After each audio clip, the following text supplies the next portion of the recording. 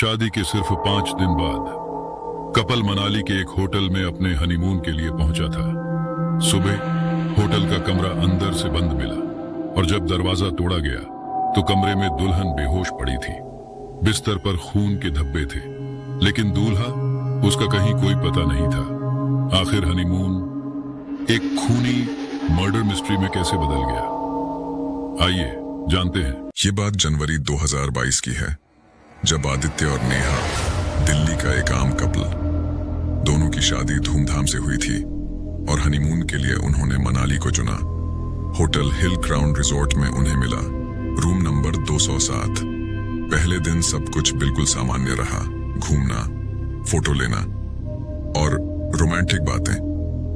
लेकिन hotel staff ने notice किया कि देर रात कमरे से किसी के झगड़ने की आवाज आई थी।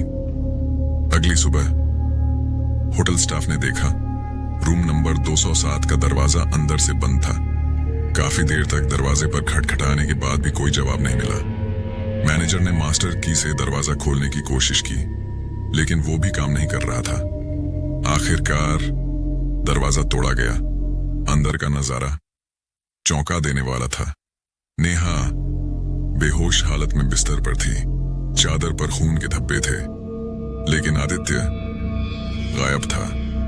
खिड़की खुली हुई थी और बाहर बर्फ पर खून की कुछ बूंदें पड़ी थीं। पुलिस इंस्पेक्टर करण शेखावत मौके पर पहुंचे। होटल स्टाफ से पूछताछ की गई। कुछ लोगों ने बताया कि रात में चीख सुनाई दी थी। सीसीटीवी फुटेज चेक किया गया।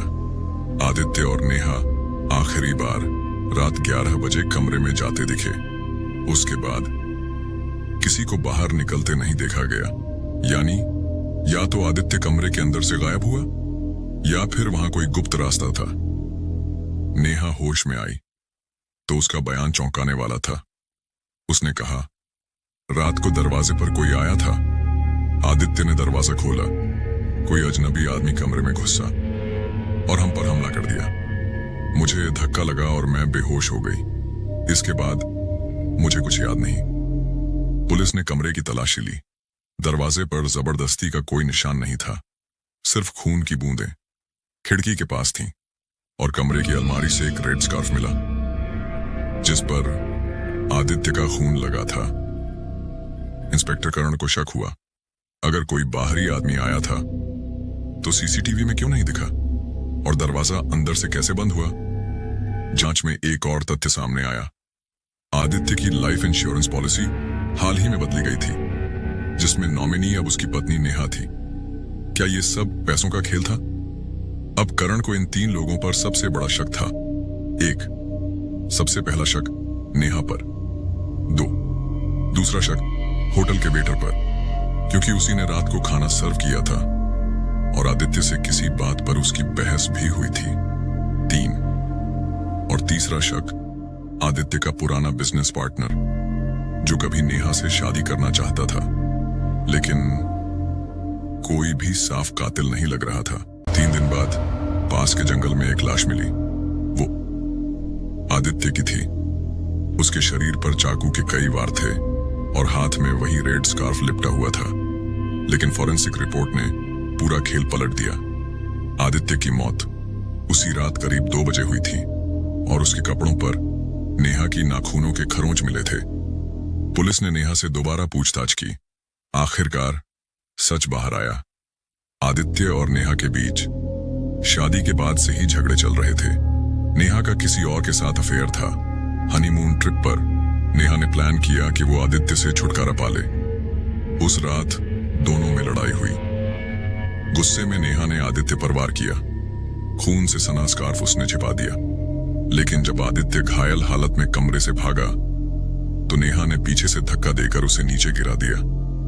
फिर दरवाजा अंदर से लॉक कर बेहोश होने का नाटक किया। नेहा का राज खुलने के बाद पुलिस ने उसे तुरंत गिरफ्तार कर लिया। जांच में यह भी सामने आया कि नेहा का अफेयर उसी पुराने बिजनेस पार्टनर के साथ था। दोनों ने मिलकर यह प्लान बनाया था कि पहले आदित्य को खत्म किया जाए और फिर दोनों मिलकर उसकी लाइफ इंश्योरेंस की मोटी रकम हासिल करेंगे। लेकिन नेहा से एक बड़ी गलती हो गई। उसने आदित्य के कपड़ों पर खरोंच के निशान छोड़ दिए और खून से सना स्कार्फ कमरे में ही छिपा दिया। ये दोनों सबूत उसके झूठ को पूरी तरह बेनकाब करने के लिए काफी थे। कोर्ट में मुकदमा चला। नेहा को आदित्य की हत्या का दोषी मानते हुए उम्र कैद की सजा सुनाई गई और बिजनेस पार्टनर को हत्या की साजिश रचने के जुर्म में साल की सजा हुई। मीडिया से बातचीत करते हुए इंस्पेक्टर करण शेखावत ने कहा, प्यार और भरोसा अगर लालच और धोखे में बदल जाए तो शादी भी सबसे बड़ा अपराध बन जाती है। ये केस हमें याद दिलाता है कि हर रिश्ता भरोसे पर ही टिका होता है। जहां भरोसा टूटा वहीं से जुर्म की शुरुआत हो जाती है। और इस तरह मनाली का वो हनीमून हमेशा के लिए एक खूनी राज में बदल गया। नेहा और उसका प्रेमी सलाखों के पीछे पहुंचे, लेकिन आदित्य की मौत ये सवाल छोड़ गई, क्या इंसान सच में अपनी सबसे करीबी इंसान से ही सबसे बड़ा धोखा खा सकता है?